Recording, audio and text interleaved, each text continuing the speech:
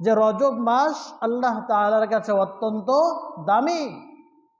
আজকে মুসলমানের সন্তান বাংলার মাস বলতে পারি কিনা? বৈশাখ, জ্যৈষ্ঠ, আষাঢ়, শ্রাবণ, ভাদ্র, আশ্বিন, কার্তিক, অগ্রহায়ণ, পৌষ, মাঘ, ফাল্গুন, চৈত্র। ছোট একটা বাচ্চাকে যদি জিজ্ঞাসা করা হয় বাংলার 12টি মাসের নাম তুমি বলো, একটা বাচ্চাও বাংলার 12টি মাস বলতে পারে। আর অনেকে তো এমন আছে বাংলার মাসের তুলনায় ইংরেজি মাসগুলো, ইংলিশের মাসগুলো ভালো আকারে গিয়ে বলতে পারে।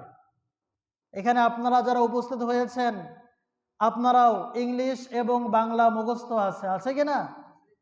কিন্তু যে মাসের সাথে ইসলামের সম্পৃক্ততা আছে, ইসলামের হুকুম আহকামের সম্পৃক্ততা আছে, চাঁদের মাস, আরবি মাস, আরবি মাসের সাথে ইসলামের অনেক বিষয় সম্পৃক্ত আছে কিনা? ঈদ আছে, রোজা আছে, কিন্তু আমরা আরবি মাসগুলো বলতে পারি না। যেমন আসলে আমরা লক্ষ্য করলে বড়ই দুর্ভাগা এক জাতি, আমরা বড়ই এক দুর্ভাগা জাতি। কুরআনুল কারীম আল্লাহ রাব্বুল আলামিন আমাদের ওপর নাজিল করলেন, কিন্তু আমরা দুর্ভাগা জাতি কিভাবে যে কুরআনুল কারীমকে সহিশুদ্ধভাবে পড়ার মতন তৌফিক আমাদেরও হয় না। আল্লাহ তাআলা কুরআনুল কারীমকে শুধু চুমু খাবো আর তাকের ওপর রেখে দেব এই জন্য কি আল্লাহ রাব্বুল আলামিন কুরআনুল কারীম নাজিল করেছেন? নাজিল করেননি। তাহলে যে যে মাসগুলোর সাথে আরবি মাসের, আরবির ইসলামের হুকুম আহকামের সম্পৃক্ততা, ওই মাসগুলো আমরা বলতে পারি না।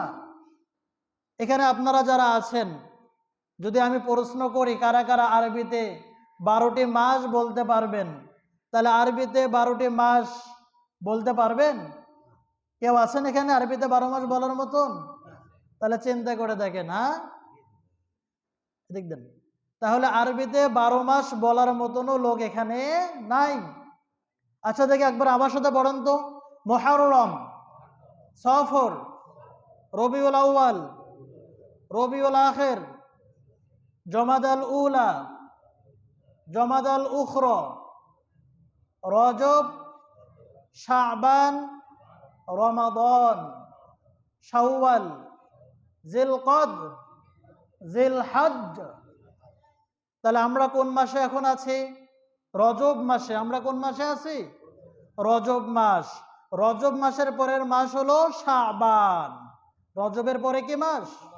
তাহলে রজব মাসে আমরা উপনীত হয়েছি। রজবের পরে শাবান, শাবানের পরে রমাদান, তারপরে শাওয়াল, তারপরে জিলকদ, তারপরে জিলহজ মানে কুরবানি।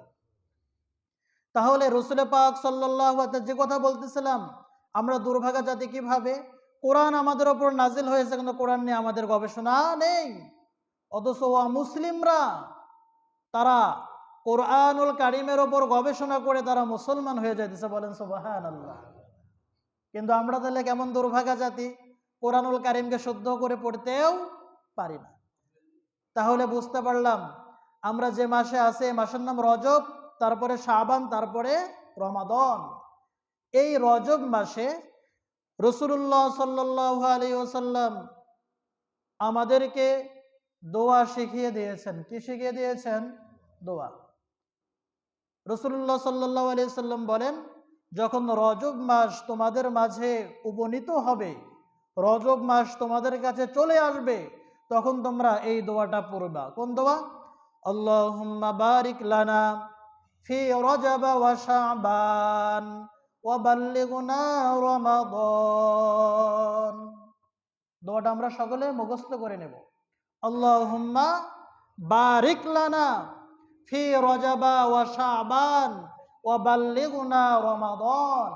এই দোয়ার বাংলা সরল তরজমা হচ্ছে আল্লাহুম্মা, আয় আল্লাহ, বারিক লানা, আপনি আমাদের জন্য বরকত দান করুন, ফি রজবা ওয়া শাবান, রজব মাসে এবং শাবান মাসে, ওয়া বাল্লিগুনা রমাদান, আয় আল্লাহ, আপনি আমাদেরকে রমজান পর্যন্ত কবুল করুন, রমজান পর্যন্ত আমাদের হায়াতগুলোকে বৃদ্ধি করে দেন, আমরা যাতে করে রমজানের এই বরকতপূর্ণ দিনগুলো পেয়ে যাই। এই দোয়া করার দরকার আছে কিনা এখন থেকেই? সাহাবাই কেরামরা যখন এই রজব মাস পড়ে যেত তখন থেকে নিয়েই সাহাবাই কেরাম রিদওয়ানুল্লাহি আলাইহিম আজমাইন তারা রমজানের প্রস্তুতি গ্রহণ করতেন। তারা রমজানের জন্য তারা এরকমভাবে বিভিন্ন বিষয়ে প্রস্তুতি গ্রহণ করতেন। কেননা যে জিনিসটা যত দামি হয় ওই জিনিসের প্রস্তুতিটা অত আগাভাগা হয়ে যায়। ওই জিনিসের প্রস্তুতি গ্রহণ করার ক্ষেত্রে অত বেশি মানুষ এরকম সচেতনতার পরিচয় দিয়ে থাকে। তেমনিভাবে রমজান মাস দামি মাস, এই মাসকে লক্ষ্য করে যখন এই রজব মাস পড়ে যেত তখন সমস্ত সাহাবাই কেরামরা রাসূলুল্লাহ সাল্লাল্লাহু আলাইহি সাল্লামও এই দোয়া পড়তেন, আয় আল্লাহ আপনি আমাদেরকে রজব মাসও বরকত দান করেন, শাবান মাসও বরকত দান করেন, রমজান পর্যন্ত আমাদেরকে পৌঁছার তৌফিক দান করেন। আমার ভাইরা, এই রজব মাসকে কেন্দ্র করে আলাদা আকারে রজব মাস উপলক্ষেই কোনো রোজা আছে, কোনো নামাজ আছে এমন কোনো হাদিস নেই। এমনকি যে শবে মেরাজ যে আছে রজব মাসে, এই শবে মেরাজেও বিশেষ কোনো আমল শবে মেরাজ উপলক্ষে কোরআন এবং সুন্নাহর মধ্যে বর্ণিত নেই। এই জন্য রজব মাসের সবচাইতে বড় করণীয় হলো এই মাসে আমরা বেশি বেশি করে দোয়া করব, আল্লাহ তাআলা যাতে করে আমাদেরকে রমজান পর্যন্ত পৌঁছার তৌফিক দান করেন। এই মাসে রজবকে উপলক্ষে নয়, এই মাসে রমজানের প্রস্তুতির দিকে লক্ষ্য করে বেশি বেশি রোজা রাখা, বেশি বেশি আমলকে বাড়িয়ে দেওয়া, অর্থাৎ এখন থেকেই নিজের আমলের স্টার্ট দিয়ে দেওয়া যে যাতে করে আমি রমজান মাসে পূর্ণাঙ্গ আকারে আমল করতে পারি। রাসূলুল্লাহ সাল্লাল্লাহু আলাইহি সাল্লাম এই মাসে রজব মাসে আইয়ামে জাহিলিয়াতের সময় কাফেররা তার দেবদেবীর নামে জানোয়ার মান্যত করত, এরকম তাদের মূর্তির জন্য তারা বিভিন্ন পশু পাখি মান্যত করত রজব মাসকে লক্ষ্য করে। এবং আমরাও দেখতে পাই বিভিন্ন মাজারে এই রজব মাসকে কেন্দ্র করে পীর সাহেবের নামে বিভিন্ন কিছু মান্যত করা হয়। এগুলো সবগুলোই কুসংস্কার, এগুলোর সাথে ইসলামের কোনো সম্পৃক্ততা নেই।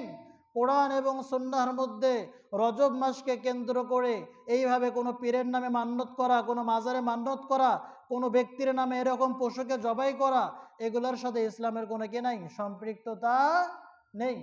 এই মাসে সবচাইতে যে আমরা বিষয়টা পাই, এই বিষয়টা হলো যে রাসূলুল্লাহ সাল্লাল্লাহু আলাইহি সাল্লাম এই দোয়াটা শুধু কি করেছেন, শিক্ষা দিয়েছেন, আল্লাহুম্মা বারিক লানা ফি রজব ওয়া শাবান ওয়া বাল্লিগনা রমাদান।